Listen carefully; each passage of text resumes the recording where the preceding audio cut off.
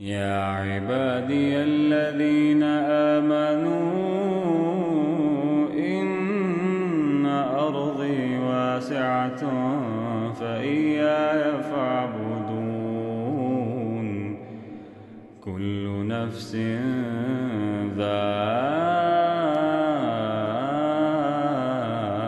ذائقة الموت كل نفس ذائقة الموت ثم إلينا ترجعون والذين